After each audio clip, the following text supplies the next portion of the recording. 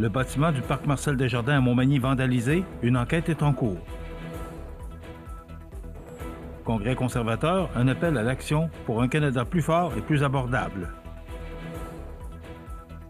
Réduction des sacs en papier, les coopératives de Montmagny et Cap-Saint-Ignace passent à l'action.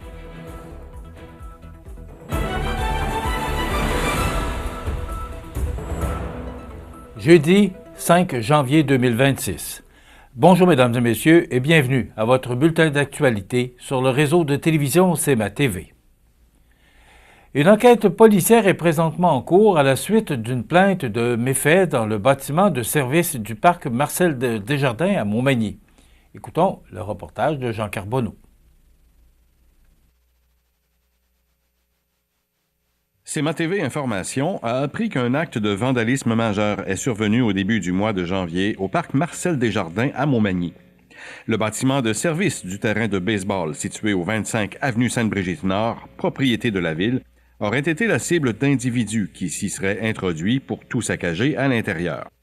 Ce local est un lieu clé pour les activités sportives estivales.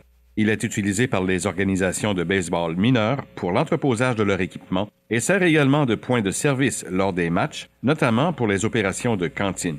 Le vandalisme a donc non seulement causé des dommages matériels, mais soulève aussi des inquiétudes auprès des membres des organisations sportives concernées. Afin d'en savoir davantage, CMA TV Information a communiqué avec le service des communications de la Sûreté du Québec. La sergente Béatrice d'Orsainville nous a confirmé qu'il y a bel et bien eu introduction par effraction et des méfaits dans la bâtisse en question le 2 janvier dernier. Les policiers ont rencontré 4 individus âgés dans la vingtaine dans le cadre de l'enquête. À ce stade-ci, aucune arrestation n'a été effectuée. La sergente d'Orsainville précise que si les accusations devaient être portées, les personnes visées seraient assignées à comparaître par voie de sommation. L'enquête est toujours en cours.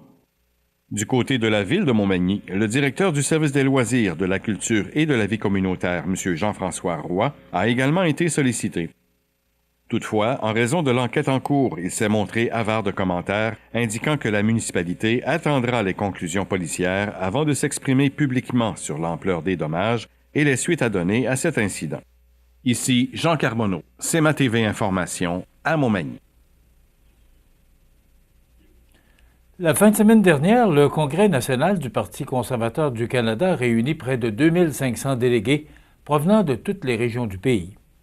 L'événement, auquel prenait part le député conservateur de Côte-du-Sud, Rivière-du-Loup, Katascomique-Témiscouata, Bernard Généreux, a servi de tribune pour lancer un message clair que le Canada a besoin de solutions concrètes et rapides afin de redevenir abordable, sécuritaire et économiquement fort.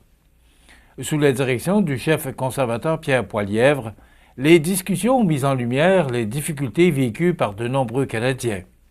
Inflation alimentaire record, hausse marquée du coût de la vie, crise persistante du logement, augmentation de la criminalité et problématiques liées aux dépendances ont été identifiés comme des enjeux majeurs qui touchent directement les familles et les travailleurs. Selon le député Généreux, l'abordabilité demeure au cœur des préoccupations.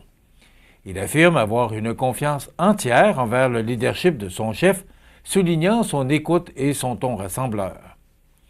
Pour les conservateurs, les politiques actuelles ont contribué à fragiliser le pouvoir d'achat des citoyens et il est urgent de corriger le tir. Lors du Congrès, plusieurs engagements ont été réaffirmés afin de transformer l'espoir en actions concrètes. Le parti demande notamment l'élimination rapide des taxes et politiques jugées inflationnistes, responsables, selon lui, de la plus haute ou de la plus importante hausse du prix des aliments au sein du G7. Les conservateurs souhaitent également mettre fin au système de remise en liberté pour les récidivistes violents, afin de renforcer la sécurité publique. Sur le plan économique, le parti plaide pour l'accélération des accords commerciaux et la levée de certains tarifs afin de protéger les emplois et la compétitivité du Canada. L'adoption de la loi sur la souveraineté canadienne figure aussi parmi les priorités, avec l'objectif de faciliter les projets énergétiques, stimuler l'investissement et accroître le développement économique du pays. Des données récentes de Statistique Canada viennent appuyer ce sentiment d'urgence. Le produit intérieur brut a reculé de 0,3 %, des milliards de dollars en investissement ont quitté le pays et des milliers d'emplois ont été perdus, particulièrement dans les secteurs manufacturiers, forestiers et automobiles. Le député généreux rappelle que, malgré leurs efforts, de nombreux Canadiens s'appauvrissent d'année en année.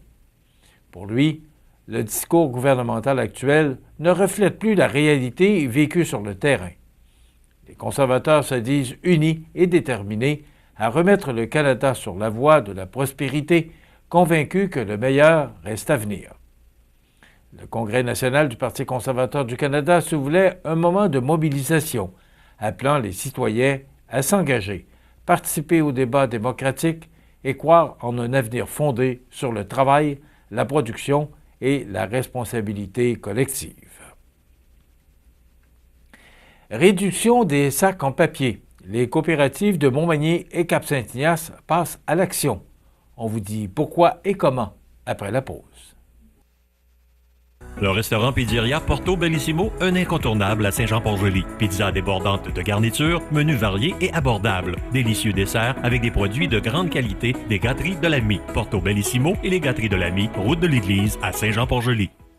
Le bijoutier Carl Poulain à Montmagny offre une sélection diversifiée et raffinée de montres, bagues, bracelets et autres accessoires de luxe pour hommes et femmes reflétant l'engagement envers l'élégance et la qualité. Le bijoutier Carl Poulain à Montmagny, où chaque bijou raconte son histoire. Au Canada, l'alcool, la drogue ou une combinaison des deux sont impliqués dans presque 4 collisions mortelles par jour. Aidez-nous à empêcher que d'autres vies soient réduites au silence. Au volant, pas d'alcool, pas de drogue, pas de victimes. Vous regardez C'est ma TV, le réseau de l'information sur la Côte-du-Sud. Dans une volonté claire de réduire leur empreinte environnementale, le magasin Coop IGA Extra de Montmagny et les marchés traditions de Cap-Saint-Ignace annoncent un changement important à leur caisse, puisque les sacs en papier ne seront désormais remis que sur demande et au coût de 25 cents chacun.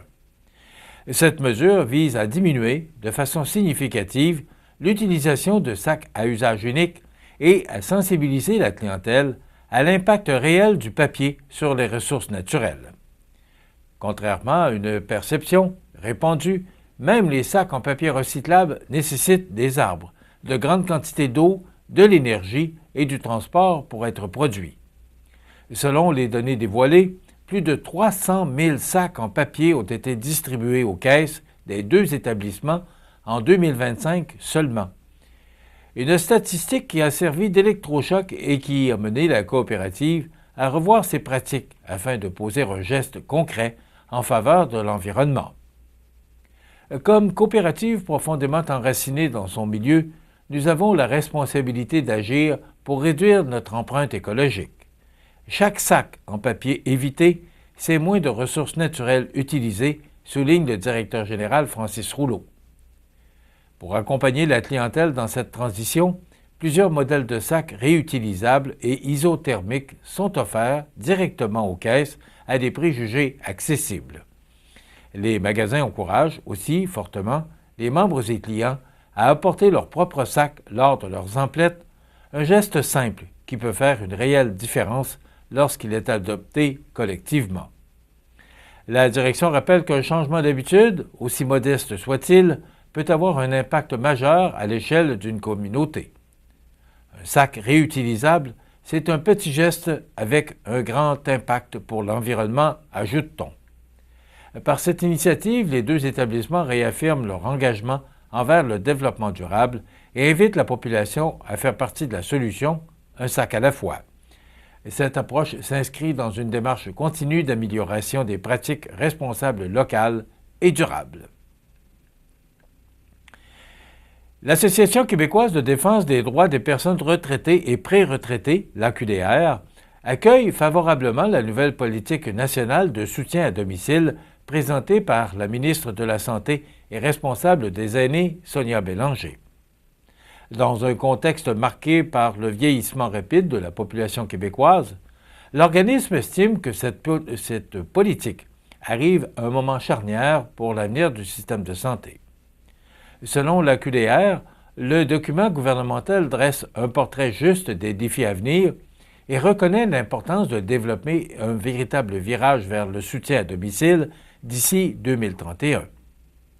L'objectif est de permettre aux aînés de demeurer plus longtemps chez eux, dans des conditions dignes, tout en réduisant la pression sur les établissements de santé. La directrice générale de la QDR, Claire Lapointe, souligne toutefois que l'annonce de la politique ne suffit pas à elle seule. Elle attend maintenant le dépôt rapide d'un plan d'action détaillé, accompagné d'échéanciers précis, d'indicateurs mesurables et d'informations claires sur le financement. Sans ces éléments, l'organisme craint que les intentions affichées ne se traduisent pas concrètement sur le terrain. La QDR reconnaît que certaines majorations sont prévues notamment pour soutenir les proches aidants. Cependant, elle juge que les investissements annoncés demeurent insuffisants pour transformer réellement l'offre de services en soutien à domicile. Selon l'association, les besoins sont immenses et nécessitent des ressources financières beaucoup plus importantes. Au-delà de l'argent, la question des ressources humaines est également centrale. Le document gouvernemental évoque la nécessité de former et de maintenir en poste le personnel requis pour répondre à la demande croissante. La QDR insiste sur l'importance de stratégies solides afin d'éviter que le manque de main-d'œuvre compromette la réussite du virage annoncé. L'accès équitable aux soins constitue un autre enjeu majeur soulevé par l'organisme. Les personnes les plus vulnérables, souvent moins nantis, risquent de demeurer exclues si des mesures spécifiques ne sont pas mises en place. La QDR invite donc le gouvernement à porter une attention particulière à ses citoyens. Pour l'association, la ministre doit maintenant faire du soutien à domicile une véritable priorité gouvernementale. C'est, selon elle, la seule façon d'anticiper le choc démographique et financier à venir en générant des économies et en réduisant la pression future sur le réseau de la santé. L'Association québécoise de défense des droits des personnes retraitées et pré-retraitées réaffirme qu'un engagement politique fort demeure essentiel pour assurer la réussite durable de cette réforme annoncée collectivement.